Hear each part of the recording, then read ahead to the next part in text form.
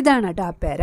കഴിഞ്ഞ ദിവസം ഞാൻ പറഞ്ഞില്ലേ അപ്പുറത്തെ പറമ്പിൽ നിന്ന് ഒരു പേരയുടെ കമ്പ് കൊണ്ടുവന്ന് ഇവിടെ വെച്ചിട്ടുണ്ടായിരുന്നു. എയർ ലെയറിങ്ങിലൂടെ പിടിപ്പിച്ചാണ് കേട്ടോ.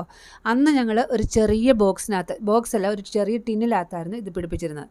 റബ്ബറിന് പ്ലാസ്റ്റിക് ഒട്ടിക്കുന്ന സമയത്ത് അതിന് പശ തേക്കാൻ വേണ്ടിയിട്ടൊരു പശ മേടിക്കും. ആ പശയുടെ ടിന്നിനകത്തായിരുന്നു ഞങ്ങൾ ഇതാദ്യം വെച്ചിരുന്നത്. പക്ഷേ അത് അതിനകത്തിരുന്ന് ശ്വാസം മുട്ടുന്ന കണ്ടിട്ട് കഴിഞ്ഞ കൊല്ലം ഞങ്ങൾ ഇതിനെ ഫ്രിഡ്ജ് ബോക്സിലോട്ട് മാറ്റി കേട്ടോ. അതിനുശേഷമാണ് ഇത് ഇതുപോലെ വലുതായി.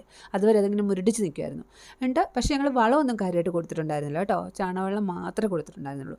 അപ്പോൾ അതുകൊണ്ട് ഇതുവരെ കായ്ച്ചില്ല. ഞാൻ വിചാരിച്ച് ഇപ്രാവശ്യം വളമൊക്കെ കൊടുക്കാമെന്ന്. ഞാൻ അതിന് പൊട്ടാഷ്യം ഫോസ്ഫറസും ഒക്കെ ഇട്ട് കൊടുത്തു. നന്നായിട്ട് വെള്ളം ഒഴിച്ച് കൊടുത്തു. ഞാൻ അവരോട് ചോദിച്ചപ്പോൾ അവർ പറഞ്ഞത് ഈ കായ്വെള്ളം ഇട്ട് കൊടുക്കാനാണ് പറഞ്ഞത് കേട്ടോ. പിന്നെ ഇട്ട് കൊടുത്തു. ഇനി ഇത് കായ്ക്കുമായിരിക്കും.